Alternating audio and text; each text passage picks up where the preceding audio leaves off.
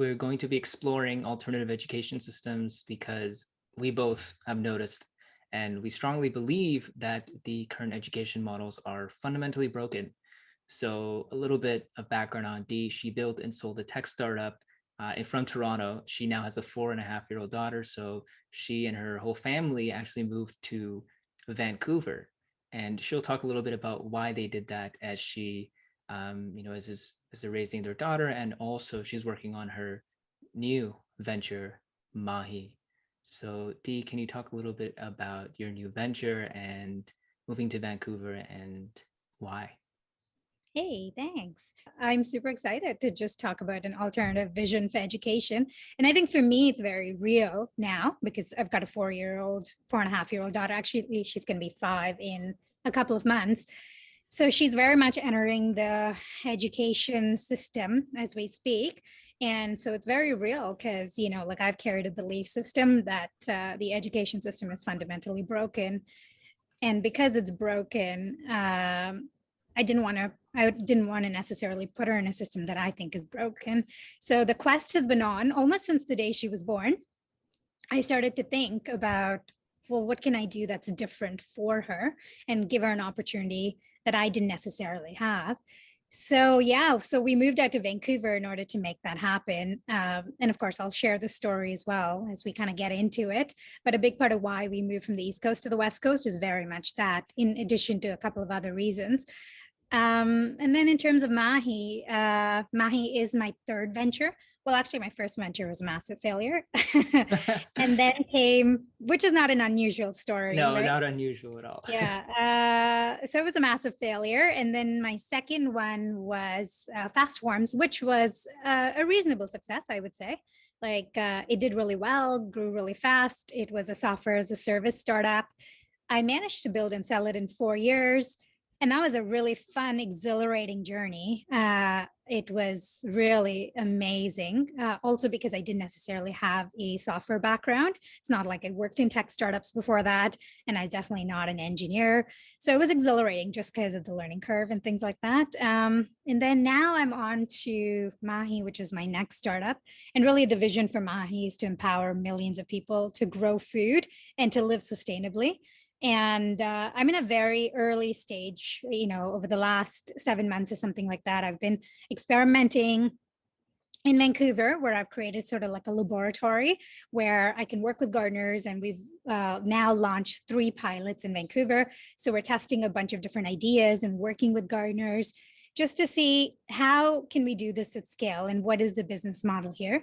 So in many ways, we're pre-product market fit. So I can't say that we're a business. We're not. The day we collect our first dollar in revenue, then I'll say we're a business. But essentially, my vision for this is that there's got to be a way for us to restore the planet and also build an economic model. So in that sense, it's a new paradigm. And it's been an interesting journey, full of uncertainty, of course, because until I have product market fit, I can't say that I'm building a business. It's not even really a startup till I have product market fit, but it's definitely a project. And it's a project that I'm like eating, breathing, living. That's all I talk about. I'm surprised my family hasn't left me. I literally talk about it 24/7. But yeah, it's been fun. It's fun. It's not the run of the mill stuff, which is what makes it fun. Yeah. And it's very interesting that you share that. And actually, I just want to talk about this particular story you had mentioned, right? When we were in India, you shared the story about when Arya was in downtown Toronto and the kind of situation that the way that you saw her behaving and responding, living there versus being in India at the ashram in like a more rural area. And what you shared with me that day really stuck, which is, I think it was like in a matter of days or maybe even less, you noticed a stark difference in her behavior. And that was something that touched you deeply. Can you talk about that and if that influenced your decision to move to Vancouver? Yes. And, in fact, I was already thinking about doing something different for her, like pulling her out of the big city. So when we lived in Toronto, and for your audience, anyone that's familiar with Toronto, we used to live in Midtown Toronto. So my husband and I we've lived there for a long time. I lived there as a student. And then I actually I was in and out of Canada because I used to work in the US for a while. I used to live in other parts of the world. I lived in France for a while, in Africa for a while. So Toronto hasn't necessarily been my base, but Midtown Toronto, every time I was in Toronto, was my base because my husband used to live there when we were dating. And so we would always end up there essentially. And he was always there. He didn't travel as much with me. And I've known him now for a very long time, since my early 20s. So, and for anyone that's familiar with Midtown Toronto, really busy, super noisy, polluted, lots of activity, which was great in my 20s to kind of have that lifestyle. We used to live right off of Yonge Street at St. Clair and Yonge. And, you know, you could walk to restaurants, we could walk to work. We had an office in Bay Street, so we could walk to work for 30 minutes and get to work every day. And also, like, you know, there's the whole ravine system in Toronto. So you can get on the bike path. So the ravine system, literally you can bike for like 2-3 hours and not hit the main roads. So it felt like the best of both worlds. We could have access to that. But after I had Arya, I had an interesting life situation. This was around the time that I was selling my company, my first startup in 2017, at the end of 2017. I was starting to get really, really sick. And Arya was about a year when that happened. I was getting very, very, very sick. And nobody could tell why I was getting sick or what the problem was. And I went through to like every specialist and every doctor and did every blood test and all sorts of scans, but they couldn't diagnose what the issue was. So it was around that time, I kind of gave up on Western medicine because my situation got progressively worse. And interestingly enough, like there was a certain phase during the recovery, which was about 2.5 years, where I can even get out of bed. Like I can even walk up and down the stairs. And we used to live in like a penthouse. So it was 2-storied. And if I went upstairs, I'd stay upstairs. And if I went downstairs, I just stayed downstairs. And I mean, that's how progressively bad the situation got. So eventually what I decided to do is to go to India to the Yoga Marga program. And that's a very holistic recovery methodology. And that's done at the Isha ashram. And I think you're aware of that program. So there's no. No, I know they have a range of programs for rejuvenation. So I'm guessing this is one of them. Oh, okay. Yeah, it is. And it's actually one of their only long-term programs. So it's for like 3 weeks. And they use a combination of Ayurveda, Siddha, and yoga. As these allopathic medicines as well, right? I think if it's necessary. They don't take you off your medication if you're on allopathic medication. So then that's the component, but they don't prescribe you allopathic medication. Yeah. And the doctors are Ayurvedic and Siddha doctors. Mm-hmm. So they're providing you Ayurvedic and Siddha treatments.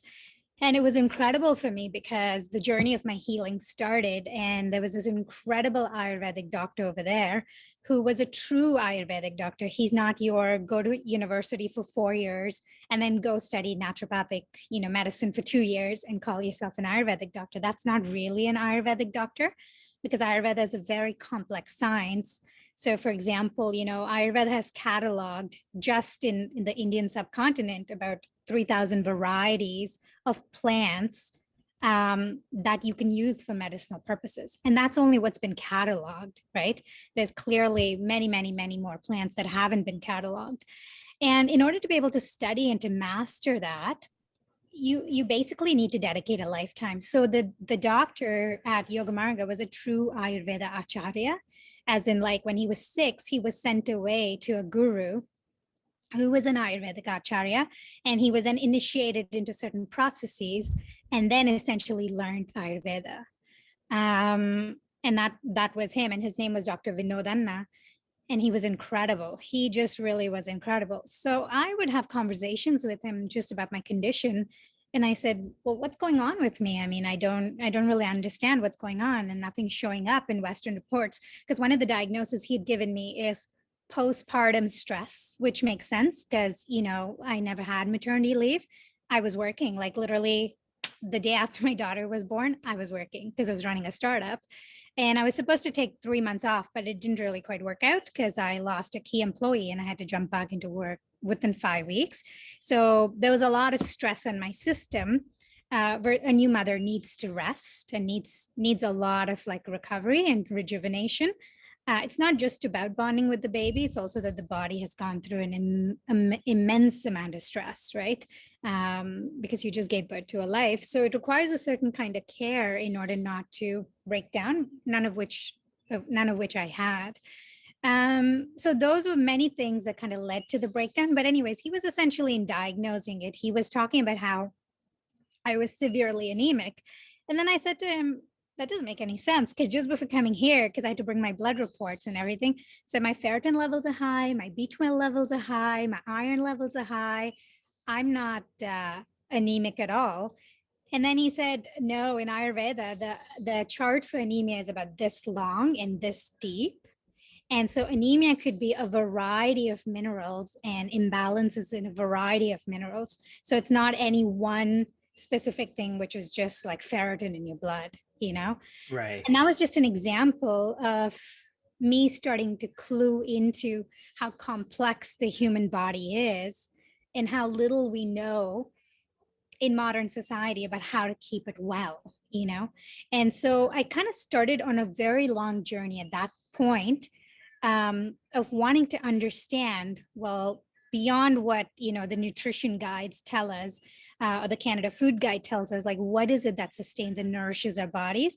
And how can we build ourselves in a way that we have longevity and health, uh, and, you know, vibrance for a very, very, very long time. It's about vitality as well, right? Vitality. And Correct. it's about the depth at which is happening from. I mean, just the fact that you're sharing anemia being such a, with that breadth and depth that anemia is explored Yes. in Ayurveda. Ayurveda. In That's true Ayurveda. in true Exactly. Ayurveda. And I think that's very important. I had the privilege of meeting a Siddha myself. Dr. And Muthu, right? yes, and Yeah. And that's, I worked with him. He was a big part of my recovery. yeah, and Yeah. I just saw him the first time I saw him, like, this is a next level being, because I was like, you know, it wasn't just, it was like that confidence, clarity with which he carried himself. I could see like this kind of a strength, and I was like, I mean, he told, like, my encounter with him was like, why are you even here? He literally told me, he's like, why are you here? I was like, Yeah. well, like, I want your help, you know. We went all the way there, and then he's like, you don't need my help. He basically Just told by me, looking at you, right? He yeah, could just he see. just saw me, and he's like, get out of here, you're totally fine. Like, he Yeah. wanted to see the real patients, the people who had, you know, problems that are undiagnosable, and he wanted to solve Right. that. And he would kind of just see it, and if he wouldn't see it, he could just feel it in your pulse. For Yeah. me, he was just like, dude, you're healthy, and just Yeah. Exactly. don't bother. So yeah, but Exactly. how like, But to and tie I'm it sure back you to the must have learned a story, lot. Yeah, I was going to yeah, say, you know, to continue. tie it back to the story, I don't want to be super long-winded about it, but it was just during that time, Mhm. it was very eye-opening for me, because I went to India a few times actually, on that recovery. So every 6 months I'd go, and I did Mhm. meet Dr. Muthu the second time around. I was almost guided to him. And in a matter of like 24 hours, 3 people told me about Dr. Muthu and about what a wonderful Siddha doctor he is, and how he's considered the best in Tamil Nadu.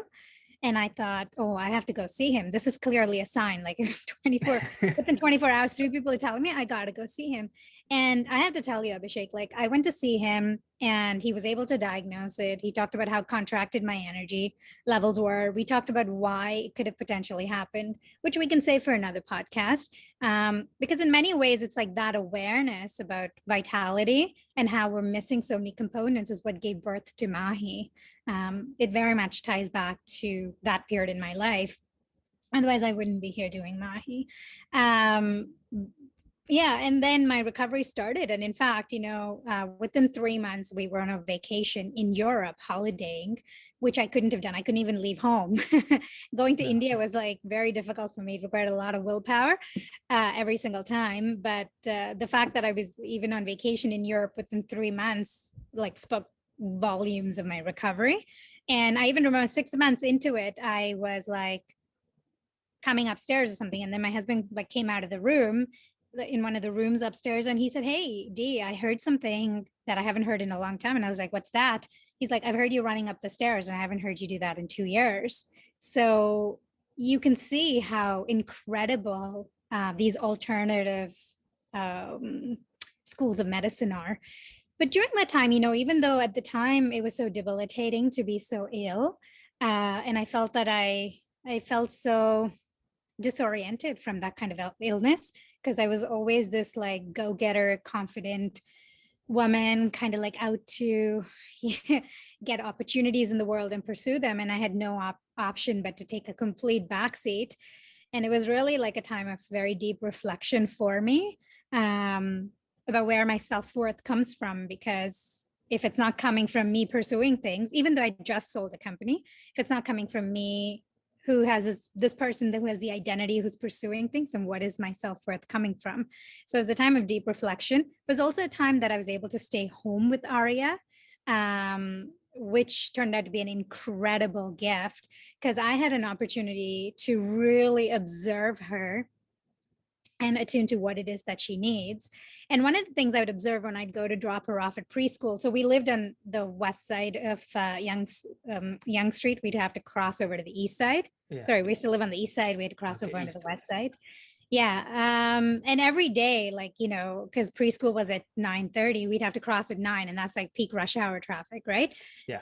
And I remember just like taking her in the stroller and crossing the road, and just my nerves would be grating. Like I couldn't tolerate it, because my system was so weakened that all that noise pollution and the honking and the traffic was just so overwhelming to my sensitive system at the time.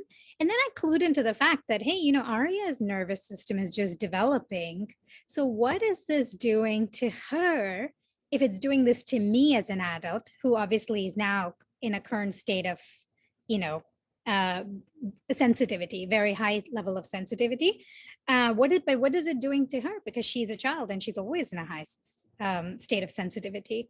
And then I started to clue into the fact that, and then I kind of did some research, and then I started to put together, oh my God, like all this pollution, all this noise, it actually has very adverse impacts on children.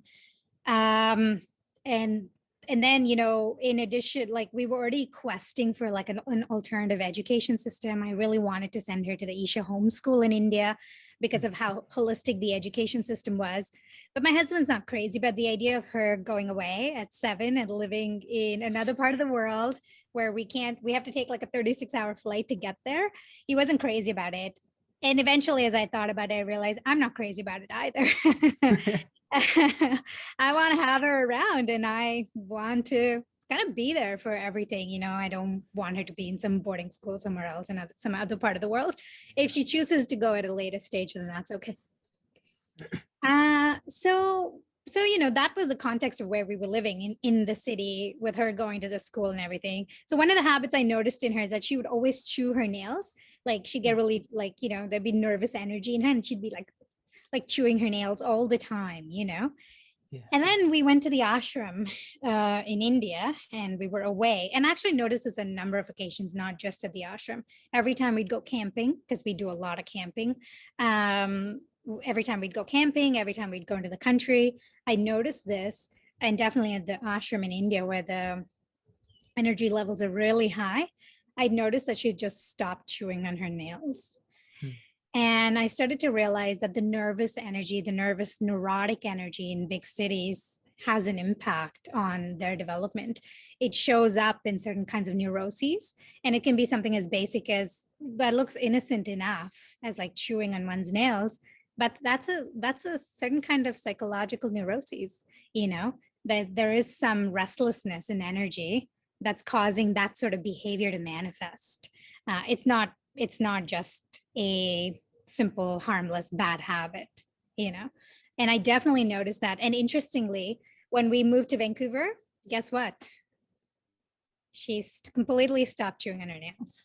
Wow. Like she does not at all. Not even when we're in the city, you know? Because we live in a relatively nice place in Vancouver, which is not really in the city. We live on the North Shore in West Vancouver, so it's very quiet here. So that's the impact that I started to notice. And then I realized, you know, the ambience, the environment children live in is really important for their development. It contributes on many subtle layers, not just the more gross, obvious layers, you know? You know, you're in this new environment, and as you're searching for alternative education, what are your deal breakers? A lot. uh, Definitely an education that really focuses just on academic outcomes is a complete deal breaker for me, you know? So I personally would never put her in the International Baccalaureate program, the IB program. Wow, Yeah, I would that's not. cool. My parents Yeah. literally tried to force me to go into that. Yeah. I And was that in was like a grade different 10 or something. generation, right? That was a Yeah, different generation because yeah. for them, because I've thought about this a lot Mhm. because, for them, because of the kind of backgrounds they came from, because India wasn't exactly a prosperous nation, And so just like a little bit of background, like both of our parents right. migrated to Canada and we grew up here. So just that little bit of a background for the audience here. So that's where we're coming from. And I think we just spoke about this, which is um, in search of a better life. All right.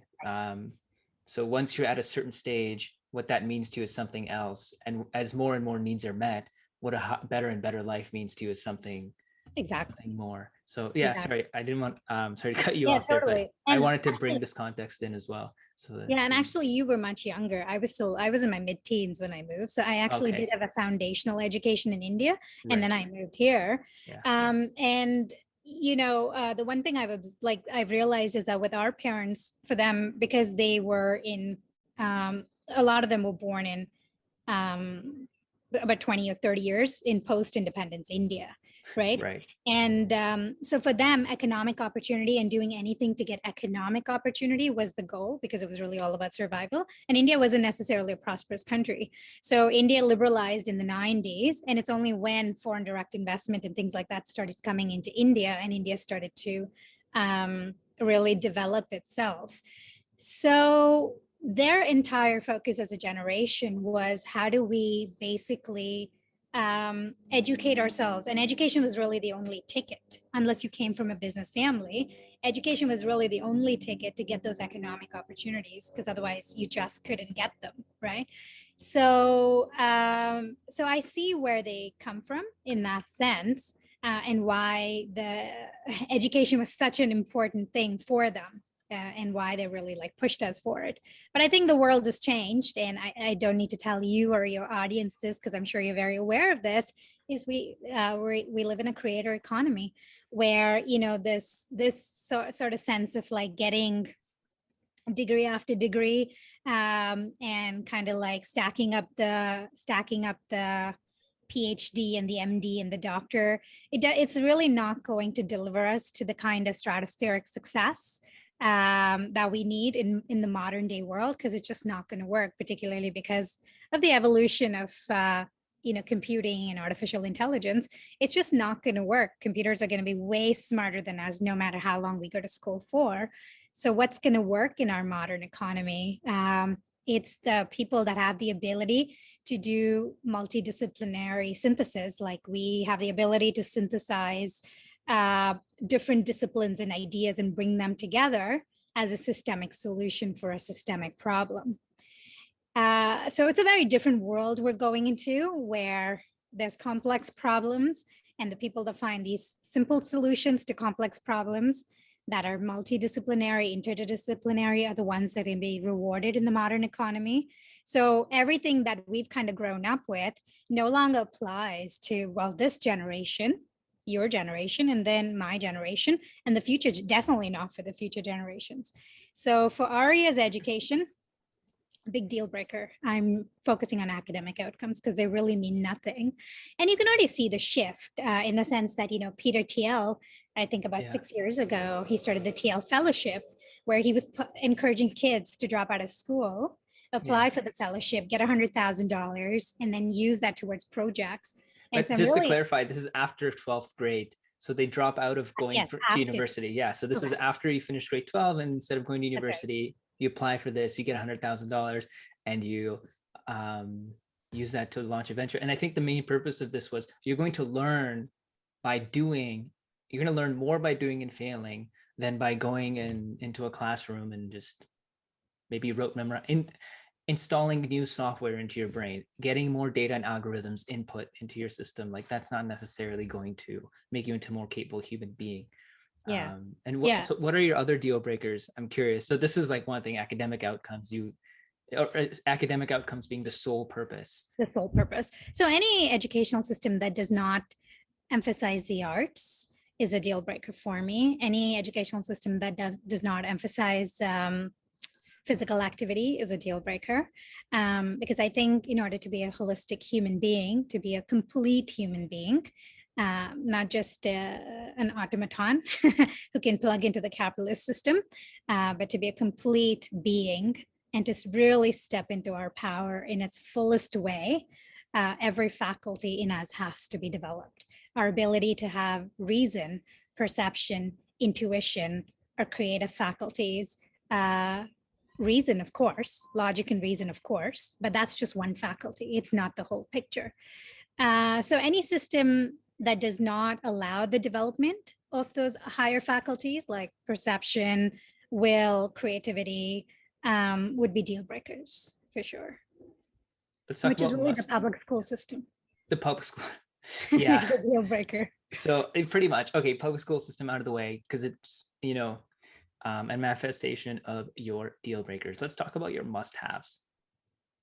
I have to also, one of the things I do want to share is that someone that listens to this might think this woman's so privileged.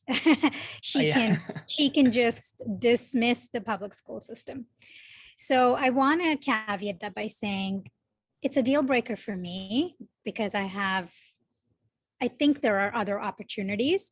But here's what I would say. If I had no other option but to put my daughter into a public school system, what I would do is I would find a way to supplement what's missing in the public school system that can enhance reason, creativity, will, perception, intuition.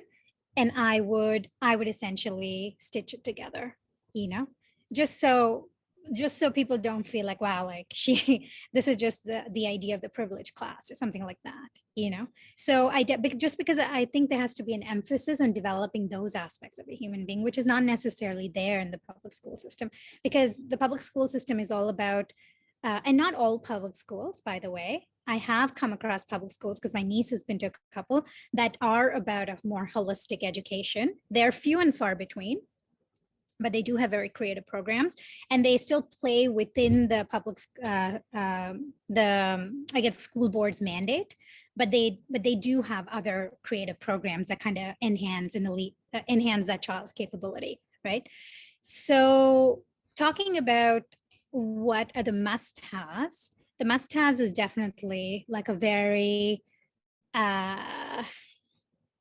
rigorous, I think, sports program, essentially, where they have the opportunity to develop their motor capabilities and their physical abilities and really explore that fully. So definitely a school that has that.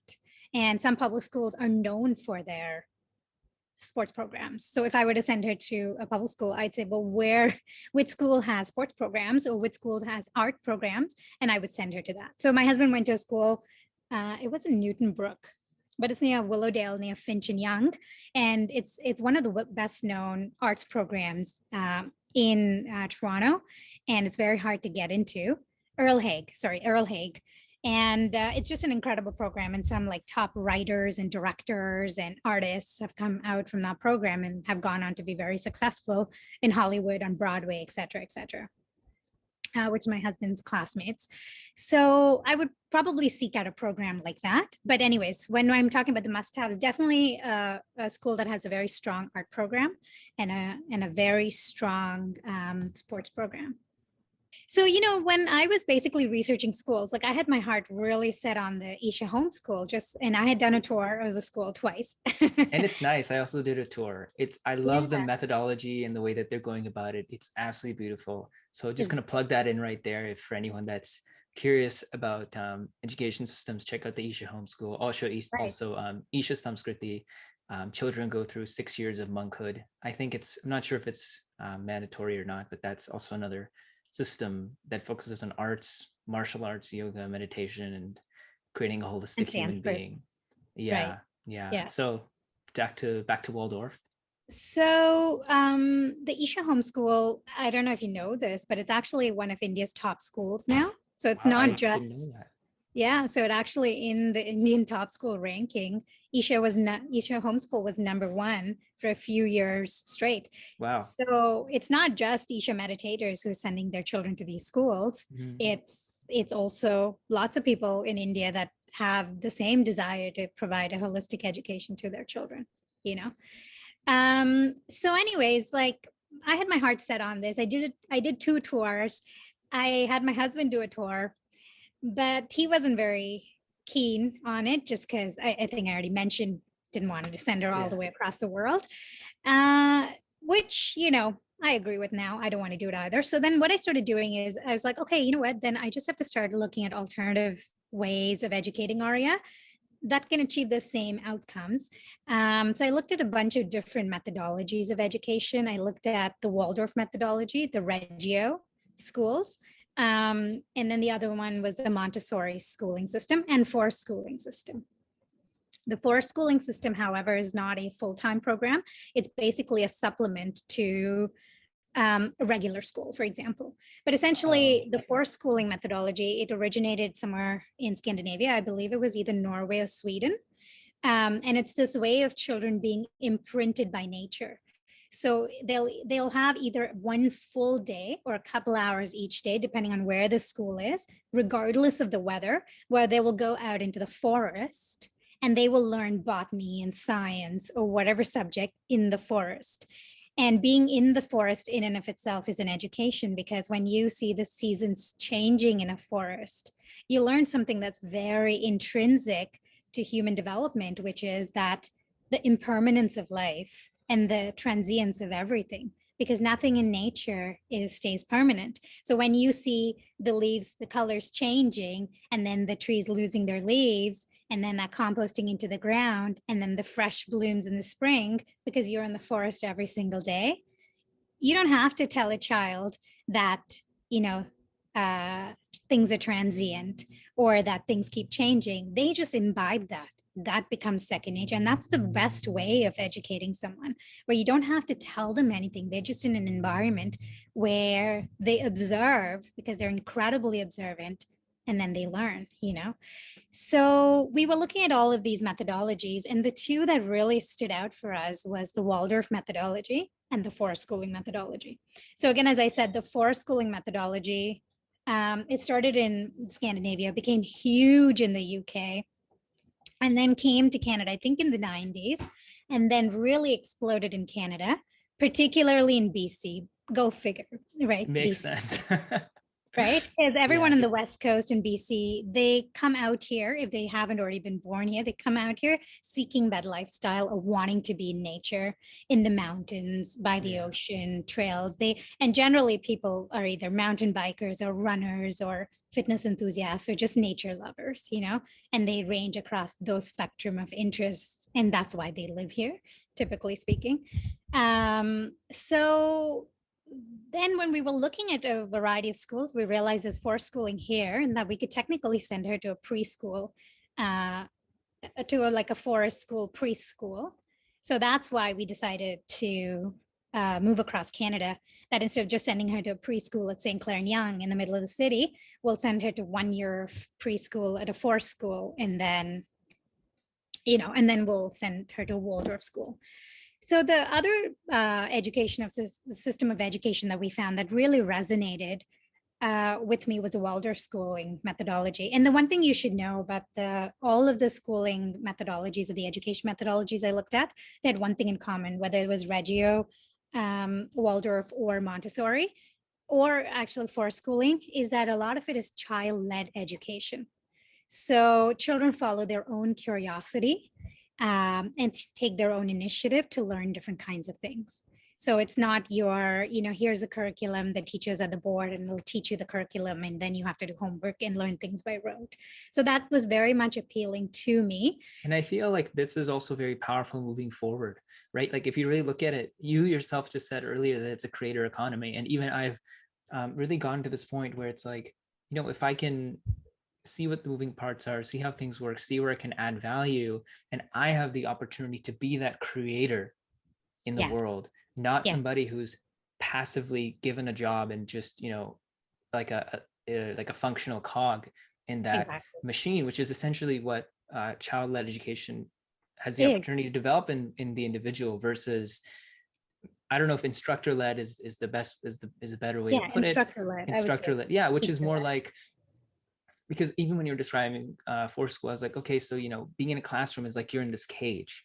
It felt like that for me, and you were sharing the story that you would always look out the window or something. That was you, As wasn't that was me. it? Okay, I thought you Yeah. also shared something like Oh that. no, that was me. Like every summer I'd go to my Uh, grandmother's house and then when I had to go back to school, so I'd have to take an overnight bus from the small town oh, Anantapur and go to Hyderabad. And I would just cry and cry. And I get this like sick feeling in my stomach that I gotta go to school. I used to feel so sick. It just felt like the ultimate jail sentence, you know? And I was like, I don't know about other people ever feeling like wondering what it feels like to have been a convict. I know what it's like to have been a convict. They sentenced me to a lifetime or like whatever, 20 something years of like this sort of uninspiring education completely, you and know? that's a key piece, uninspiring. In this Yeah. child education, if life itself is your education, if you're in the forest, you're learning in that, you're learning with perception, you're learning with experience, and then it's not a jail. This is actually very beautiful that these opportunities are there, which I didn't know about until you actually told me like last Yeah. year. And you're like, I'm looking at Fore School. I'm like, what's Fore School? And you told me, and I'm like, whoa, that's crazy. That Yeah. exists. Yeah. It's And amazing. yeah. and So then and Waldorf. children and children Oh, love it because I think what you can do like them expanding their creativity where they'll get little twigs and leaves and dried up flowers and they see in it like a sword or scepter or they yeah. see in it like something really random like that's a teddy bear or they see in it something that doesn't exist, that is true creativity because what is a creator? Like we see something that does not exist and then we say, let's go create it. That's a true entrepreneur. Yes, there are entrepreneurs, and I've been that entrepreneur where I've created a Me Too product with fast forms. And it was just like building a better mousetrap. And that is creativity and that is entrepreneurship, and there's something to it. But when I think about this next phase of my life and what it is I want to do, this idea of literally creating something from nothing truly appeals to me because to me, it feels that in the trajectory of my life, it's a quantum leap to truly create that sort of systemic solutions to systemic problems. But if you look at children, they already naturally do that because I've had the gift of observing my daughter so closely thanks to my great illness, which turned out to be a gift because I had the ability just to be home and to observe her all the time. We'd go forest, like we'd go to the forest, go camping, do all sorts of things together. And I would just observe like how creative she is and how she finds all sorts of meanings and things that I would never have seen. And all children do that. I know other parents have talked to me about that as well, right? So you can imagine a forest is such a great environment. And also think about a forest, there's nothing manicured about it. There is nothing like a prearranged about it. It's just wild. And I think that's such a wonderful metaphor for life. Nobody hands you, Nobody's nobody trying to hands you. systematize the way that you see things and Exactly. make you fit your perspective into a certain way of looking at things and doing things. And actually, so this was a talk I heard. It was Yuval Noah Harari, and it was something very interesting. He said something like, due to the advent of AI, every 10 years, people have to change their careers because of the progress at which AI will happen, and then certain jobs will kind of just become obsolete. So what it means is, when we look at the skills economy, you're going to have to constantly upgrade your skills, and it'll be, he said something about like tents, that you're going to have to learn to set up your tent and then put it down and set up a new tent, and you're going to Exactly. have to be able to do that very quickly. And Right. and for me, that this, I think I saw this 3-4 years ago, whenever it was, and and that was huge, because up until that point, what I did notice was a lot of people are going through education thinking, okay, I get this degree and then I'm set. Like, you're not really set for a particular kind of living, because there's no real safety, because there's not that factor of safety that may have been there 50 years ago, with a certain education, is gone. Now it's about, you have to apply Kaizen, the continuous improvement for your education throughout your life. It's not like, okay, I get this MD Exactly. or master's, and then, I have a 30-year career ahead of me. Yeah, that's long gone. It's And the gone. multidisciplinary aspect that you mentioned, and also interdisciplinary, being able to take that knowledge and put it together and create new places, new intersections. And I think that's actually what you're trying to do with Maahi. Yeah, Taking knowledge exactly. from various fields, you're multidisciplinary, but when you actually bring it together and make something powerful out of it, you're creating something from nothing. Yeah, and that's It'll the really vision. impact a lot of people. That's Yeah. that's the vision. I'm not there yet, but yeah, that's very much the vision. And we'll have to see how that experiment goes. But that's very much it. Is To Arya tie in that, for school? Oh, so sorry. so she it's funny, it's ironic because we moved across the country to put her in forest school, and guess what? She hated forest school. It was hilarious. I mean, so we realized, and we didn't do this research properly, the forest school wasn't really a school. So again, it's something you supplement regular school or homeschooling with. Mhm. So she had different teachers every day and different kids because they were either being homeschooled or they were going to some other sort of school. They're coming to forest school once a week. And for a child her age, they need a lot of rhythm and they need predictability. So the fact that she had different teachers every year, it was like way beyond her years. So we did try. And in fact, my husband would go every single day for 3 months straight and stay with her, hoping that she'd kind of like get used to the teachers. But it didn't work because it's just not natural for a child that age to have a different rhythm every single day. Because children that age, they develop in the cocoon of rhythm, predictability, and that's what gives them a sense of safety so that they can build themselves up and then explore the world, right? So then I actually had to switch her to a Waldorf school. Luckily they had a spot in the pre-kindergarten, and then what we decided to do instead is like do forest schooling ourselves. And then she learned how to ski, and then we did a lot of camping. So we kind of incorporated the elements of being in the forest and nature, but we didn't, ironically, the reason for which we moved never really manifested itself. It turned out to be something completely different, but Yeah. we will send her to forest school, and then we'll do that once a week, and when she's like 6 But or whatever. I mean, it still fulfills the purpose you told me, which was it's a supplement, It right? is. You know what your priorities are. You know what aspects that you want Arya to be able to focus on, right? The sports, the arts, the exposure to the environment, however you like to call it, but that aspect of life. And you're supplementing it still, whatever isn't available, because there isn't a full package, it sounds like. So Yeah. yeah. Did you want to talk about the other schools, or should we go into this about this other question about how education Let me for talk about education? Waldorf because I think it's actually a really interesting system. It's interesting because Waldorf was established exactly about 100 years ago in 2019. So I guess it's 102 now. And it was started by Rudolf Steiner. And interestingly, he was a mystic. So if you read about him, he was a mystic who apparently read this methodology in the Akashic records, in terms of like what it means to develop a human being, and then essentially implemented a school system after World War I, but it was for factory workers. I forget which German town this was, but for the factory workers in his factory, he wanted to establish a good system to develop them because they were ravaged by World War I, and he felt that this was his contribution. And essentially the entire education is based on understanding cycles of development in a human being.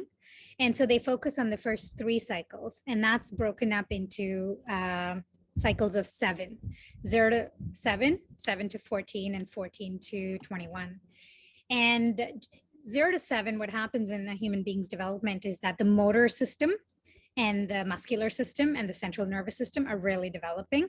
So the entire focus for a child then is to be super active, because it's the only way that system will develop in a very, very robust way.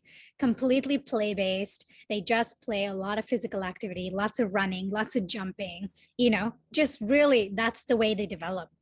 And so putting them in a classroom and like expecting that they study 1, 2, 3 ABCD is actually countering that deeper understanding of what they need at that stage. So kindergarten, which starts at 5, if you sit them in a classroom all day long and they're expected to learn ABCD 1, 2, 3, 4, in my opinion, you're doing them a disservice, because that's the time that when they shouldn't be focusing on cognitive learning, really, So then 7 to 14 is when the emotional system of a human being, a child, comes online in a really big way.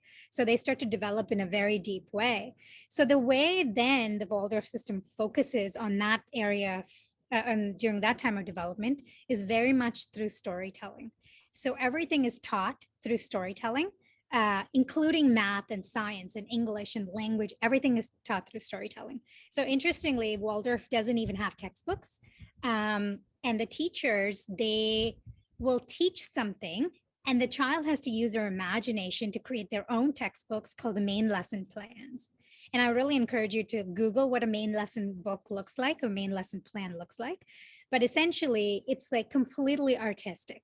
Nothing like you've ever seen. So let's say at 13, they're studying astronomy or whatever they've learned, all of the concepts, they're like drawing it out and sketching it out. They don't learn math in the conventional way. They very much learn math through storytelling, So it's a very, very powerful system where they really cater to that emotional development in the child through music, arts, storytelling, et cetera, et cetera. And then from 14 to 21 is when the cognitive abilities of the human being come online completely, intellectual abilities. And at this time, if you focus on their intellectual capabilities, their logical faculties, they will fully develop and they will really blossom. Wow.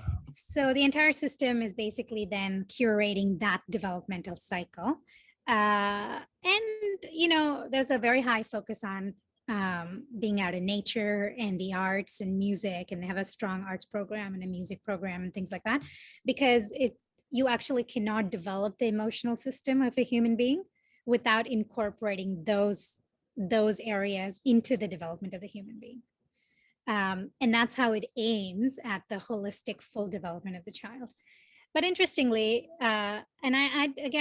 interestingly, I have friends who had children in a Waldorf school, and then the child said, "Hey, I don't really like the school," and went to public school and really thrived in public school. So it's just, when I heard that, I thought, we were starting off with this methodology because I think that this is the way to go for her based on my knowledge. But who knows, like as she evolves as a human being, we might have to curate a different type of education system for her based on what she chooses for herself, right? So we'll have to see. But I just kind of wanted to put it out there that some parents have sent their kids to Waldorf education right from kindergarten or whatever, and it just didn't work for their child. Yeah, this is very interesting to me when you share this about the cycles of development, because even as you know, when I went through sadhana pada, it was essentially you want to learn to ride the cycles that you're going to come across in your life, and you want to lengthen those cycles, and you have an incredible, profound, beautiful life like this. And I think it's also true that everybody has their own preferences. So I think maybe for some people, they might like to do other kinds of activities which they're not able to do within the first cycle. So maybe they don't like it. But I'm reading The Art of Impossible by Stephen Kotler. Yeah, you told me. Have you read it? No, I haven't read it, but you recommended it to me and it's on my list now, but right. I haven't gotten around to it. So it's just something interesting, which really, it's strong correlation with what you shared. Essentially what they're talking about in that book is they start with biology. So it's not about psychology, but the biology. And based off that, they talk about how people get to do impossible things. And one of the most important things is learning. So when they talk about learning, they broke it down into two things. So one is narrative and two is technical jargon. So he was basically saying, you learn more easily when you have a narrative around something. So right. I think the way they put it was history, but you have that history, you have that narrative, and you know how it's working. And then having that technical jargon allows you to be able to put a clear picture into words. And so you can communicate it as well. And you can learn it more easily too, of course, because if someone tells you, then by a common jargon, you know exactly what they're talking about. So it's Right. very interesting when you shared that, you know, in Waldorf, they're learning just purely by storytelling. That's what's powerful, right? Like even in this book, they're literally saying biologically, this is how we learn, like, well. So it's about learning and then retaining as well. So I think that's really Yeah, powerful totally. that they're actually doing that. They, But they are. And I think that's why storytelling is so powerful and it's worked. And some of the greatest leaders of people who started movements have succeeded because they're able to tell good stories, right? is that Oh, Arya? by the way, I have Yeah, Arya just here. Okay, I'll bring this down too. Hi, Arya. Do you want to say hi? Hi. Hi, Arya. It's the first time we've met. Yeah. Yeah, that's right. As a matter of fact, that is the first time. Can you talk about how so you went through public school in Canada, and also in India? I think you went to boarding school. Is that right? No, I went to Oh. a Catholic school. Okay, Catholic school. So just talk about how your education had prepared you for life and for the success that you created. What did you have to learn additionally? What did you have to unlearn? What's that journey been like for you? Because clearly that's been impactful for you deciding, you know, what you want for your daughter. Yeah, I was actually going to ask you that question. Like, what did you have to unlearn?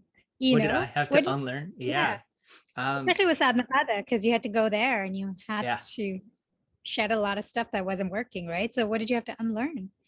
I think the main thing was, okay, well, I was actually in grade 11 when we had a pretty crazy teacher, and he said um, that we just need to know three things. He said, you just need to learn. You need to learn, unlearn, and relearn. So I was in Oh, grade that's 11 when I was good. introduced to this. Well, actually, it was actually in a crazy time. We were literally given tests that were this thick. Wow. And we would literally give up. I didn't give up, but I looked at it and it was just, so I went through a lot of things like that. And I think that was when I started to get disengaged from the public school education, um, which was basically like, I didn't, and before that, I already didn't know what I was going to do because I couldn't focus on anything. I thought I was bad at things. And that ultimately led to me thinking that I wasn't worthy. So I think what I had to really unlearn was the identification of I'm only as good as what I can do. And what I can do is only of value as much as what other people say it is. So I think really that dependency on um, seeing myself as a piece of the economic machine and valuing myself as an individual based on how much economic value there is was something that I feel was deeply embedded within me as I went through the education system through India and in Canada. So in terms of unlearning, that was a major unlearning. And obviously there were many other things like really getting a perspective on life and seeing that I am the one who's responsible for everything in my life. And it's not like one degree or certificate is going to make a difference. And another thing I had to unlearn was like, I think I could probably go on with this list, but I'll just start with one more thing, which is when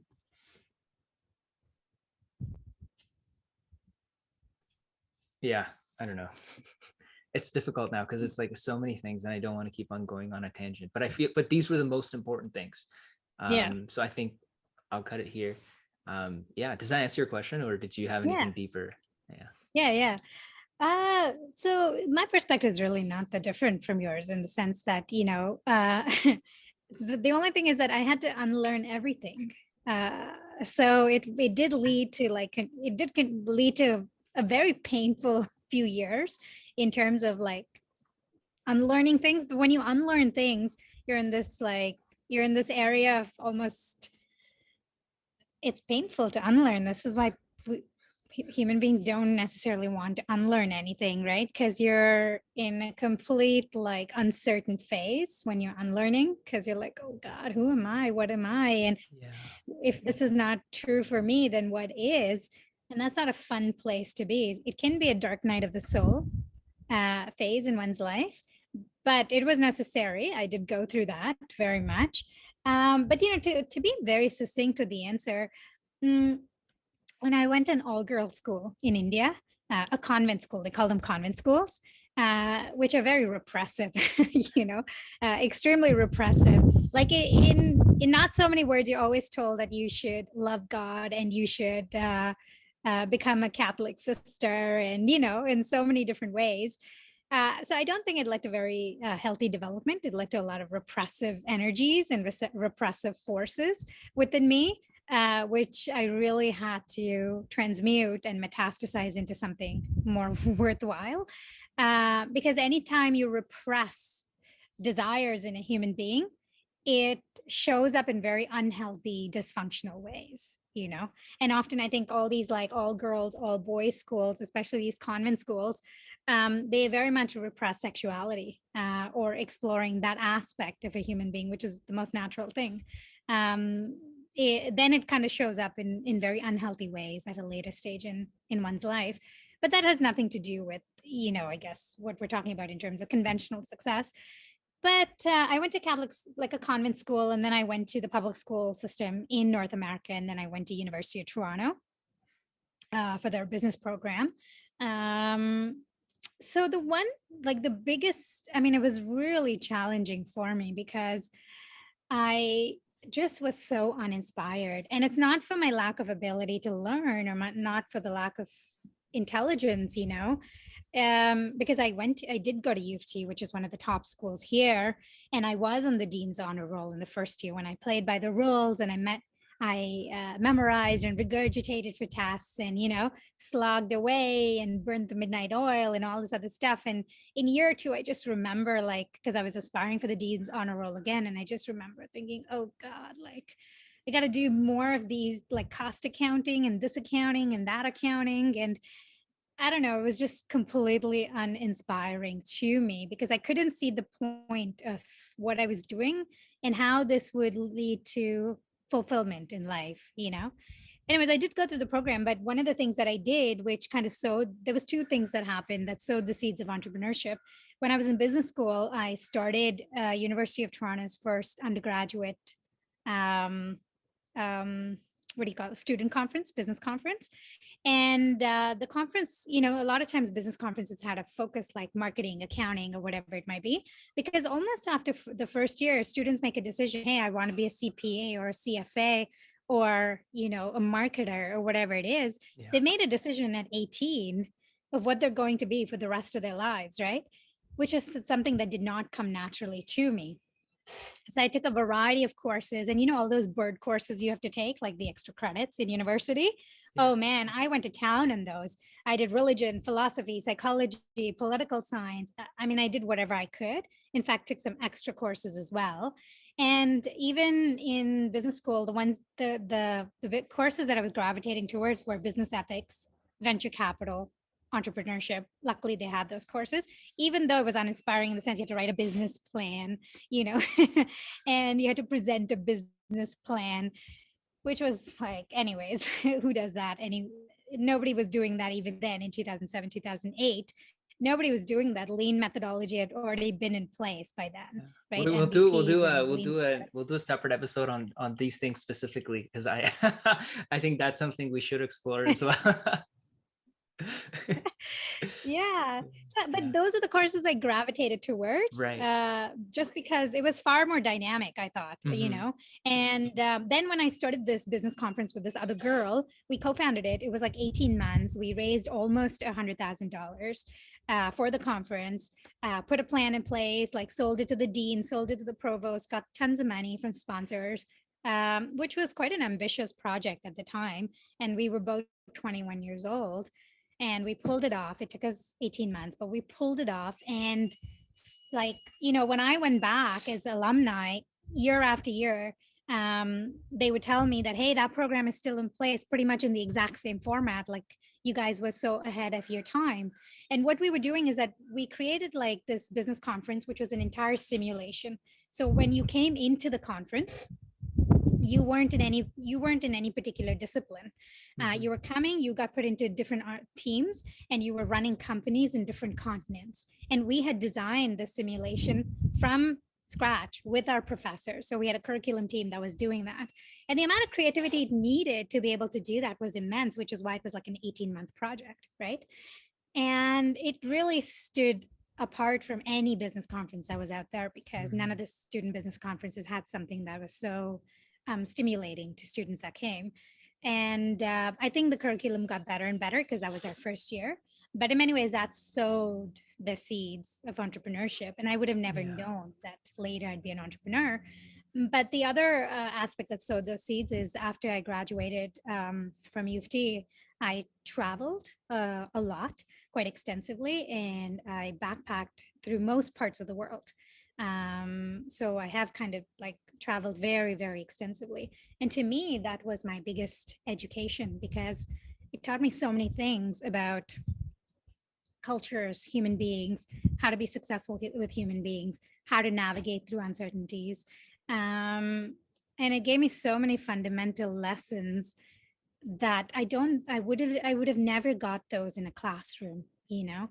And in many ways, I attribute the success that I've had with those two experiences, because in one case, I was creating something from nothing, which was that conference. In the second case, I was learning that everything that I thought was the truth was only relatively true, you know? For everything that you think is absolutely true, you can find an absolute opposite, which is also absolute truth for somebody else who lives in that context. And that was the biggest revelation of my life, which undid a whole lot of belief systems very quickly, you know? When you start to see that everything you know and believe is relatively true, it's not absolute truth, it starts a whole process of exploration as to, well, what is the truth, right? Not to get too philosophical about it, but I think that is what entrepreneurs do. That's what creators do. They don't believe anything to be absolute. They believe that everything can be evolved, that nothing is the end of that evolution, that everything is in a constant state of evolution, and that wherever we are, we can be evolved both personally and systemically. And that we don't have to take anything we get in our lives as gospel truth. So a lot of the unlearning, although it was very painful, I would say 3 areas that I really unlearned in is paradigms. And these paradigms and belief systems are deeply rooted within us. They are literally embedded within our physical bodies, because we're so conditioned with them and they're so invisible. They've been embedded into us like programs through our parents, through society, through social cultural institutions, through friends, and through, our educational institutions, and through advertising, through corporate institutions. So the biggest unlearning has been to see, well, what are those programs that are not serving me? Paradigms, belief systems that are not serving me, and starting to undo those. And then the second unlearning that I had to do is this belief system, which is also a paradigm, I guess, that there's an end goal to move towards. You know, there's some sort of like end goal, and then when we get there, we're just going to be, we would have arrived. And that's usually kind of the dream, right? That's sold to us like the white picket fence, the BMW or the Mercedes, or now maybe it's a Lamborghini or whatever it is. The realization that there's nowhere to get to. And there's nowhere to get. How do you know you're not already where you're at, and you just don't see it? Exactly. It is, and that is an unlearning. You know, a lot of people don't realize that, but it's an absolute unlearning, because if you cannot value where you are right now in this moment and see that you're complete in this moment, that you can't actually create anything that's worthwhile. Because when you create out of a sense of grappling and feeling incomplete, you're not actually creating anything that's worthwhile, you know? And I love Gandhi's autobiography. I would highly encourage everyone read it. But his autobiography is called The Experiments with the Truth. And it is that, like, you know, I think for a human being, to live a worthwhile life, we really do have to conduct our own experiments with the truth. And what is our truth, and what are we here to do? and how would we like to serve, you know, and how we serve doesn't have to look like how anybody else serves. So that's the second thing I had to unlearn. And the third thing I had to unlearn is comparison and benchmarking, which very much ties into the point that I just mentioned, which is that every individual, it has a unique blueprint. Yeah. Every individual has their ability to reach their full potential. And there is no such thing as, a specific kind of intelligence. Like every kind of intelligence has the ability to reach its own potential. It's like, when I observe my flowers growing in the garden, it's literally the same rose bush will have different flowers with different potentialities. No And two people are ever the same. Like they're even not. it's We're not, it's not. like impossible. And which is what's so powerful, because in one aspect, let's say, I find my doppelganger, but we're still two completely different beings with two completely different sets of experiences. And that's the uniqueness. And it's so powerful. We have our own unique truth that we can express. And it's one But thing that that's you're an saying, unlearning. rather than coming from a place of desperation, to come from a place of inspiration, rather than Right. trying to get something to serve, showing up to serve. Like these are powerful distinctions. They are. And we're not taught this, right? So either No. we learn And you it. can't teach it. You have to allow a person to experience it. But in order to do that, you have to create the conducive environment, which we're not doing with the education systems that we've discussed.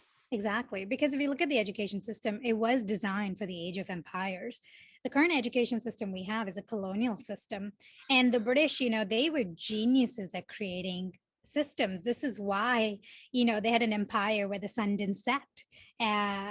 Because they were geniuses, absolute geniuses. And a big part of that genius was that they created a system that can replicate bureaucrats. So you can pick them up from New Zealand and you can put them in South Africa. You can pick them up from India and you can put them in Barbados to run the sugar plantations, and it would work and the machine would run seamlessly. So it was created for an empire, that bureaucratic colonial system. But guess what? It's very much embedded in systems around the world, because they colonized almost every part of the world. And we haven't really grown out of that system. There are movements happening, obviously, where people are starting to look at alternative ways of education. But if you look at the predominant system, it was created for the age of empires. And what essentially that education system does is that it activates the reptilian part of our brain. When you talked about tests that are this thick, God, that's like nauseating. It And was, oh my God. right? And literally we just didn't care. I don't know if I'm allowed to say this, but like we literally didn't care. Some people put it down. They're just like chilling on their phone and they didn't even attempt the test. Yeah.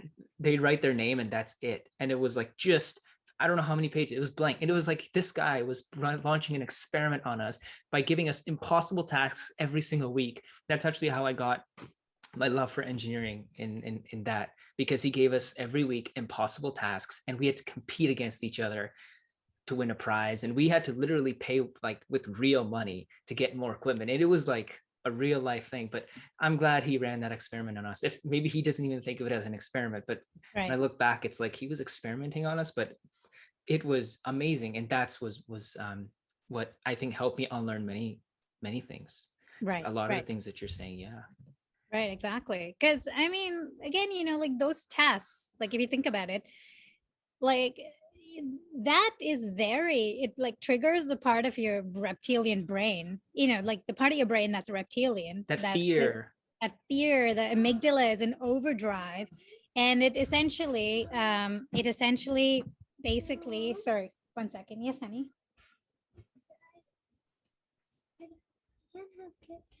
Before July? No, you can't have Kit Kat, okay? Not in July? Yeah, you can have it in July. She's negotiating chocolate. She knows I'm hostage in the sense I'm on the computer. She learned that in the womb, by the way, because I was selling a company and I was pregnant with her. So I swear I joke that she learned negotiation in the womb. She's a master negotiator. And she'll be like, Mom, I haven't had blah blah junk food in a long time. Meanwhile, she would have just had like whatever junk, just like a week ago or something. But she didn't have that. And she's like, when can I have it? And she like try to peg you down and find a time. And then she'll hold you accountable. Like she'll be like, you said that I can have it in that day. Da, da, da, da. I was like, dude, like this one, she's just using all my negotiation tactics against me. It's something else. So that's education in utero. Another thing is she might have also picked it up around you in general. Like you might have some of these behaviors in you, and totally. that she just picked up, and she's like, oh wow. But that shows what her intelligence is, right? Like to really observe, to pick it up and use it in the right situation. Like that's powerful. Like that is a child's intelligence right there. And how much of that are we killing? How much of that are we killing with? And I don't like using the word education because we're not really doing educating, we're schooling, we're indoctrinating, we're not educating. Yeah, it's indoctrination. Exactly. Every system can only indoctrinate. You cannot use a system to educate. You can't. How is that possible? Because an education has to be individual. And education is something that's a flowering of an individual being. And we can only facilitate that by creating systems and structures that allow for that to happen. But it's not the system in itself that educates the individual. It's only the system that supports in creating the conditions and the people that are there to create that environment so that the child can look inward, the child can explore different things, whatever subjects they want, and really develop that ability and that curiosity. And I feel a lot of it, think about it this way. Why do people have imposter syndrome? Realistically, I feel like this is my personal thing. I have no evidence, but if I really grew up like this, I don't think I could possibly have imposter syndrome.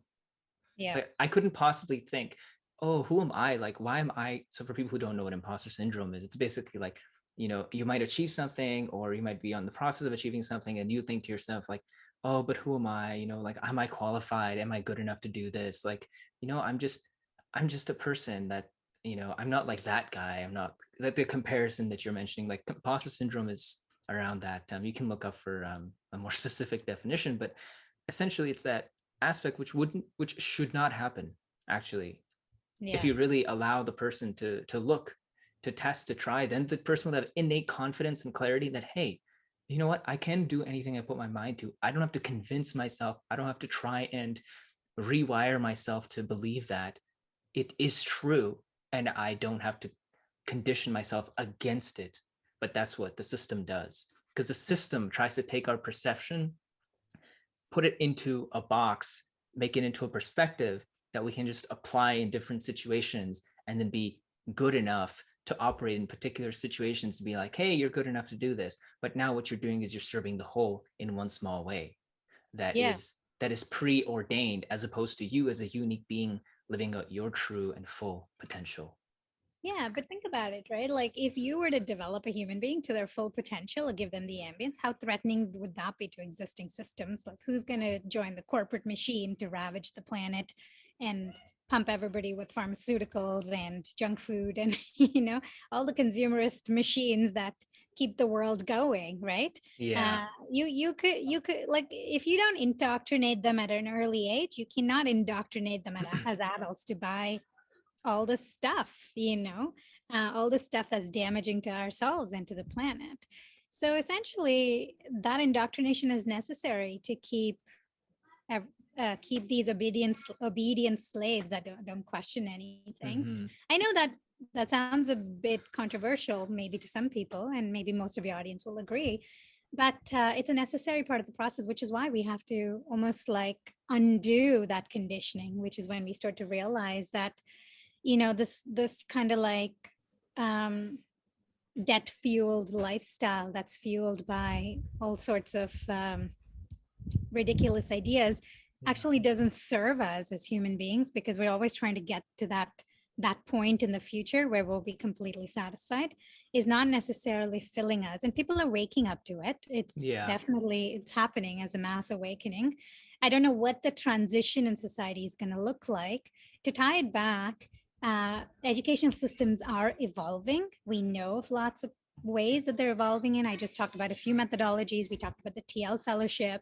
There've been lots of experiments like Nicholas Negroponte's work, Sugata Mitra, The School in the Cloud. He had a really amazing TED Talk. There are many experiments, but I think what's going to happen is that in our generation, in our children's generation, we really will see an evolution in a big way, right? It'll be the type of education that feeds the prefrontal cortex, which is like that part of our life, a brain which is creative and perceptive and intelligent and has the ability to learn always, and synthesize ideas. So that that sort of education system will develop, and again, it won't be unified. I don't think we will in the future, in the very near future, even within 15-20 years, I don't think we'll see a single education system like now that fits all. I think we're going to have disparate education systems, and people will do lots of experiments, and it'll just kind of evolve, but it'll be much more regionalized, localized. It'll be disparate. I don't know how it's going to work. So what's very interesting that you share this. I don't know if you've maybe you've come across this, but I've heard 1,000 years ago, if you went to India, maybe 2000, about 1,000 years ago or more, if you went to India, there were like these gurukuls that were set up. So essentially, you would send your child to like a guru, a person who has cultivated themselves in a certain way, so that your child can go and imbibe from them and learn from them. And what this meant is, you would go to someone who's potentially close to you, or somebody whom your family's guru or whatever. But what this means is, you would go there, you would learn, and kind of whatever is good for you as a unique being. It wasn't this, like you're just saying, it's sort of like we're heading back into that. And most important thing is, I've heard it was like a close to 100% literacy rate, or even 100% literacy rate. I don't know the exact numbers, but this is how it was 1,000 years ago. This is before the empire that never sets started to got to that. This where the sun that never sets, that's what you called it, before that gap there. So I really see the cycle where that same opportunity is going to happen. And when I look at it this way, it's like, well, why was that a possibility at that time? And why is there an in-between where that didn't happen? Now, there's a lot of things like wars and stuff that happen. But when I look at it in the future, it's sort of like, with the advent of AI and many things happening, a lot of jobs that are happening that are there right now in 20 years won't even be there. I don't know what the numbers might be. Maybe half the jobs may not even exist. And there might be different new jobs. There might be jobs that won't even exist. There might not be enough jobs, because we may have to create our own jobs. Many of us may have to create a company of one, be a self-employed, different kinds of roles and opportunities that are there, where we're engaging with people on a deeper level, because a lot of the activities that we're doing are no longer going to be needed to be done by humans. It'll be done by machines. So what this means, it's like, then there's an opportunity for us to get involved in the deeper aspects that today we may not have been able to do, because there isn't enough of it may not be economically viable today to do. But as we move forward, these kinds of education systems that might be more localized, but may still have a certain kind of a mandate, like, at least try and make sure people are able to do these certain things so that they can live well and support themselves. So survival is taken care of in different environments. But I mean, I don't know if this is like even makes sense, but this is the connection that I'm drawing. It's sort of like, if you try Coke or you try chocolate of the same brand in a different country, it tastes different to suit the taste buds of that region. So similarly, the education, even if it looks the same on the packaging, the entire mechanics of it will be different, so that it serves the people in the best way forward. But and I think this is my personal perspective, which is, we have a chance to really do a lot of good now, because we don't have to be tied to only the economic gain, because or the direct economic gain, because there's the most powerful and impactful things are very difficult to quantify economically. Yeah, absolutely. They're completely impossible to quantify economically. Exactly. Like, we're doing daily yoga and meditation practices, right? And that has a huge impact on our lives and a compounding effect. Is there any single way to directly put a causal link, not a correlation, but a direct causal link to income or whatever. Like there isn't. Yeah. Yeah, for example, like the sense of completeness that one feels from a meditative practice that's very powerful, that is us touching the core of fundamentally who we are, right? When, like, where does the sense of completeness come from? It's not an intellectual idea. We can tell ourselves every single day, I am complete, I'm complete. Yes, you can instill that paradigm in a human being. But when one touches that core of silence within them, which is the center of our existence, in that you're complete. No one's got to tell you that. You don't have to tell yourself affirmations. You can. It enhances that ability to feel completeness, but one has to feel complete, right? To know they're complete. So there's so many aspects of being human that make you powerful, that make you transcendental, that make you effective, that cannot be quantified whatsoever. And each individual has to curate that for themselves. So to put a ribbon on this discussion, to put a bow on this discussion, really what I would say is that, yes, like I can aspire to give Arya the best foundation possible for her not to become a fragmented person, but that's all that I can really aspire to do, because ultimately she's got to have to choose a path for herself and figure out, well, how do I reach the core of my perfection and the core of my completeness? And how then can I, from that place that's so complete within me, express myself in this world and serve Mother Nature or humanity or the systems, and how can I do that as a creator being? And that's a question she's going to have to ask for herself. And I think all I can do really is, in my quest, facilitate an environment for her to do that.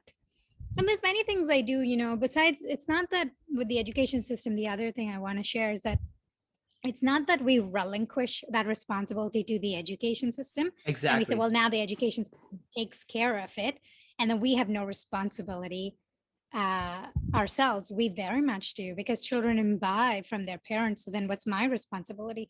My responsibility is to be someone worth embodying, and I have to be someone that she can embody or essentially imbibe from. If I have my own neuroses and dysfunctions, and that's how I'm expressing myself in the world, then essentially, then it won't be any surprise if she then adopts that kind of neuroses and dysfunctions.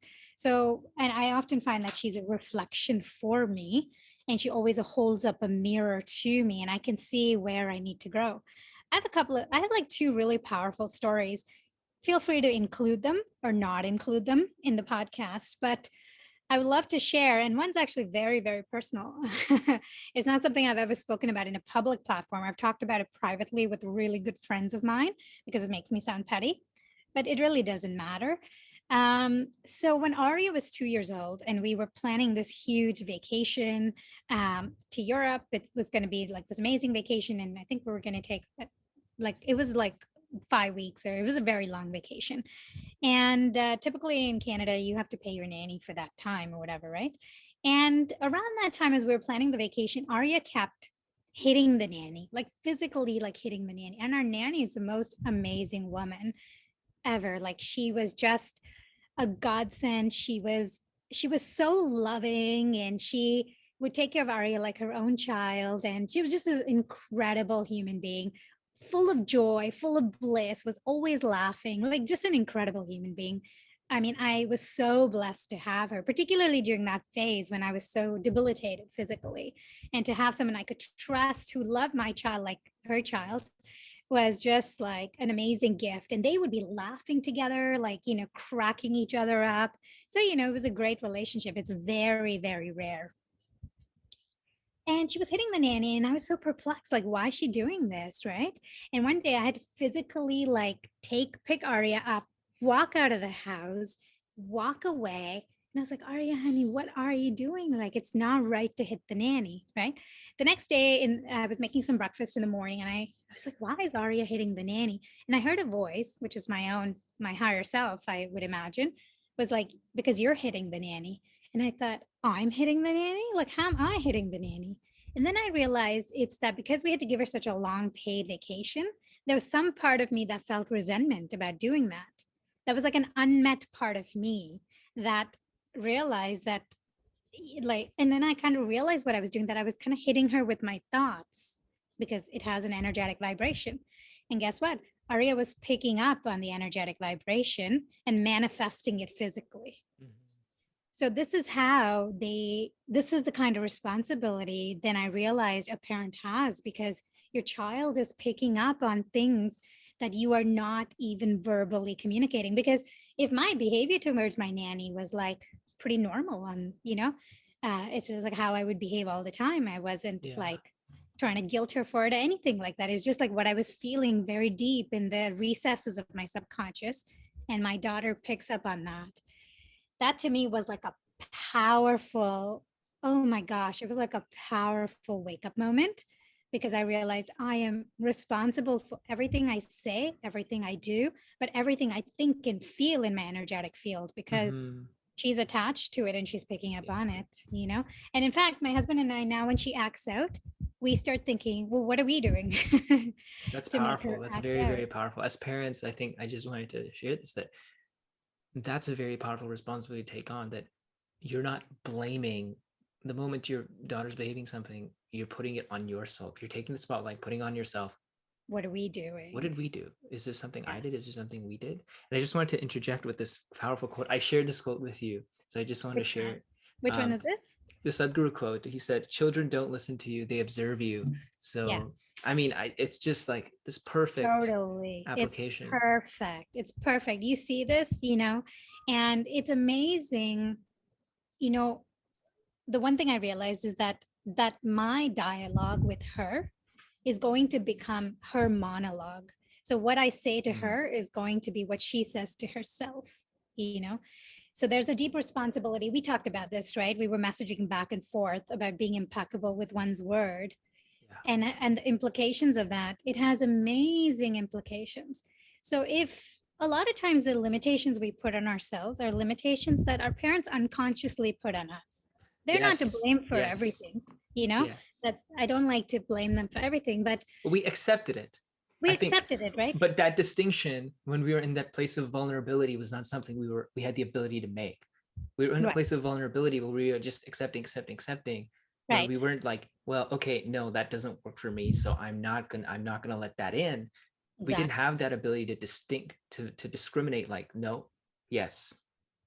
Exactly. Totally, totally. Like, for example, I'll give you an example. So when I was younger, I was always told that I'm not good at science, and I'm not good at science, physics and chemistry. Like I was told by my teachers, I was told by my mom, because I just couldn't pick it up just like that, right? Mhm. And so I then thought, okay, I'm not good at science. I'm good at math, but I'll probably go and study economics or business or something like this. And then many years later, I was reading a lot about theoretical physics and quantum physics, and I found this physicist I love. Her name's Lisa Randall, and she writes, her work is about the intersection between theoretical physics and quantum physics. And very few physicists have this ability to do both. And her work is just, there's a book called Knocking on Heaven's Door. I would highly recommend you read it. I think you'll enjoy it. It's a great intellectual exercise. I was reading it on a flight to Barbados with my husband, and I was like, I get everything she's saying. It's not like chicken soup for the soul, right? It's Right. complex stuff, but I get it. Like, she's a really great writer. She's able to distill this down, but it's not like something you just can, it's not like bite-sized knowledge or anything. It's Yeah. a heavy enough read. And then I realized, I bought into the idea that I'm not good at science, and I didn't pursue any opportunity because I totally bought into it, right? So, so it's amazing how we buy into that. So because that dialogue that people have with us, my chemistry teacher telling me I wasn't good at it, is a dialogue she's having with me, which became my monologue internally. So one of the things I started doing with Arya when she goes to bed, and this is actually a second story I'd like to share. Feel Yeah. free to include it or not include it. I know you probably don't have such a long podcast, but the second story that I want to share is um, which was very powerful for me personally, was that I started doing these affirmations with her before she goes to bed. you know? So before, like, we'll do the whole bedtime routine, we'll do stories, we'll do everything. And then I'll tuck her into bed, or Keith and I will both do this. So whenever we're taking her to bed, we'll tuck her into bed. And then the last thing before she drifts off to sleep is a reminder of who she is, because she's all those things. It's not telling her that she's that, it's just reminding her that that's what she is. So we will do affirmations, and usually the affirmations go like, I am able, I am capable, I am powerful, I'm one of the most powerful beings that has ever walked on this planet. I am healthy, I am wealthy, I am wise, I'm worthy, I'm loved, I'm joyful, I'm prosperous. Anything I set my mind to, I'm able to do, because I'm a powerful being with integrity, you know? And again, the way we see it is that we're just reminding her who she is versus like telling her that, hey, that's what you are, right? Or that's what you have to become, or something like that. And we started doing this like last year, possibly in November, something like that. And in December at Christmas, we had this one incident where, you know, she got way too many Christmas presents. She got Christmas presents from her both sets of grandparents, all her uncles and aunts, cousins, and she had like some 20 presents under the tree. Everyone else had like 2 or 1, and she had some 20 presents. And Keith and I were like, there's no way we can allow her to open all her presents. She's not going to value anything. She'll just rip everything open and that'll be that, right? She's not going to value a single one. And she got presents from my friends as well. She just had so many. So what we told her is that, okay, for over Christmas week, leading up to New Year's, you can open, so on Christmas Day, you can open the ones you got from Santa in your stocking, and you can open the ones from your grandparents and your parents, but that's it. And then every day you can open one till they're done. And I think that'll go up till New Year's or something like that. So I think it was on like the 27th or the 28th. Keith had gone to get coffee, and it was like a family ritual where we were opening the present together. We would record a video, send it to the uncle, aunt, or my friends, or whoever sent her the present as like a thank you. And she came upstairs, and I was doing something on the bed, and she like came upstairs and she started flopping her body, and she's going, I want to open the present. I want to open the present. I said, not now. We're going to wait till daddy comes. And she's like, no, no, no, I want to open the present. And literally she's like slapping her body, her full body in the bed, restless energy, really wants to open this present. And then I said to her, no, no, Arya, we're going to open it when daddy comes. She's like, I can't wait. I just can't wait. I can't wait, mommy. And then I said, yes, you can wait, Arya, because you are a powerful being. So you can wait. And then she didn't get it the first time around. And then she said, I can't wait, mommy. And I said, yes, you can. You can use your ability to wait, because you have the power in you to wait. And then you should, like, her whole body just relaxed and she was calm. And then she started reading a book and like just doing her thing and singing songs. And I think Keith came after like some 40 minutes, 45 minutes, and she waited the entire time. And that was that. So in addition to the education system, obviously, as reminding her of her power and holding her to that power, it is allowing her to rise to that, right? Yeah. We're sharing with her. So that, like, we have a responsibility as well, but this is powerful. There's so many things. Like, if we can see within our children that they've come complete, that we don't really need to parent them. They're a sentient being who've just come through us for their own purpose on this planet. They've not come to enhance our ego. They've not come to make us look good or feel better about ourselves. They've come here to learn who they are and to go through the journey that you and I are going, right? Which is to question for themselves, what is my full potential and how can I reach it? And that's what they're here for, not to complete me or my husband. And we realized that very quickly, that she's not ours. She's come through us. We have a responsibility to her, but ultimately, like, she's her own being, right? So there's many things a parent can do. So what could possibly be stopping parents from recognizing that? Because in my experience and what I've observed, a lot of people want to live their own dreams through their children, particularly in this new situation that they would be in, which is a lot better for them, whatever it is, right? Like economically, socially, what could possibly be stopping them, like, you just from seeing that? I know I'm asking this in that way on purpose. Nothing is stopping them. I think it's just that they haven't caught into the awareness yet, right? It's not a Mhm. part of our training. I mean, when we ask these questions, we might stumble upon those answers. Um, but there's nothing that says that we have to ask these questions. And if parents haven't asked these questions, they possibly haven't thought about this perspective, right? And that's the purpose of like sharing something like this in a platform, that hopefully parents listen on this. And some parents might listen to my opinion about things and be absolutely outraged and infuriated. It's totally possible because they might not agree with me. And some it might resonate. So I don't know if there's anything necessarily stopping people. It's just that Mhm. we don't have conversations like this on a larger scale basis. If we did, parents would have that awareness. I mean, I don't know if you know about Dr. Shefali Sabari. Have you Yes. heard of her? Yes, I'm not a parent, but like a year ago, like 1 or 2 years ago, I discovered her, and I was like, wow, this is so powerful. I think it was 2 years ago or something, not one, Yeah. 2, 3 years ago, I discovered her, and I'm like, this is so powerful. This lady's amazing. Like, if I ever have kids, I'm gonna go to her and learn from her and be like, hey, you got to teach me. And I think actually, I just wanted to add in, this is the most important thing, which is I have always sought out mentors, coaches, people to teach me, to train me, to coach me, prepare me, build me up into who I need to become to perform well in whatever the particular context is. Whether it was me being entrepreneurial and trying to work on a startup, build a startup, I had people who could actually support me with that. Right. Right? And that's Right. just one aspect of my life. Similarly, like Right. that, I have other people that I seek out to that I seek who can challenge me, who can challenge my views, the way I see my world. That's right. And And and I she think does. that's powerful. Huh? And she does, right? She very Yeah, much like she challenges in her parenting work. absolutely. She does a lot of awareness work, but Mhm. she very much challenges the patriarchal ideas that we have about children and the ownership sense that we have about children, that we Yes. own them. She really challenges that. And her work has been very instrumental for me in awakening to that. So I really think it's a form of awakening, that we awaken to old paradigms that don't work. And then we experiment with the new paradigms and see what works. There is no perfect parenting, right? Yeah. There is no such thing as that. You just have to learn. And there's going to be so many areas where we're not going to do her complete service because maybe we don't have the skills or the awareness. We can only do her service in the areas that we have awareness.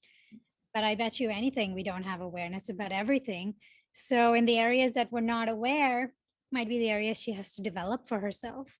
But that's okay, right? It gives her Yeah. something to do The in her life. perfection is in knowing the imperfection. The perfection is in knowing that it is imperfect, Yeah, because then you have a chance at improving and reaching somewhere higher. So otherwise, if you think you're perfect, then, or if you don't question that you're not perfect, yeah, because then by default you think it's okay, and okay becomes a benchmark, which is like, well, what's the problem? yeah, Because if exactly. you're not even looking for what it is or what isn't, then you're not even going to find any hidden problem. But That's yeah, so I think we can end it here, okay. Sounds good. unless you have like a closing line you want to say. I don't know. Yeah, I mean, no, nothing really. I think Hmm. you can use some of the closing lines from earlier, I suppose. Yeah. But essentially, it's just like it's an exploration. Even parenting is an exploration. Um, it's really an awesome exploration actually, because your children show you a lot of things about yourself you don't want to look at. They really mirror to you. So if you're paying attention to what they're actually mirroring to you, it's not very pretty. you know, it's not. And it's an opportunity. And there's so many times like Keith and I, we've apologized to her and we're like, oh yeah, honey, sorry, we couldn't have been better than that in a certain situation, because she'll mirror something to us and then we're like, yeah, that's right, like we haven't been so great or whatever, right? And then often we'll acknowledge to her, like, when she asks us, what is this, why is this, like sometimes we just say, I don't know. And today she was asking me about death, and she was saying, mommy, is it like, does everybody die? Where do they go after they die? Do they die, go somewhere and come back again? you know And the reality is, I don't know.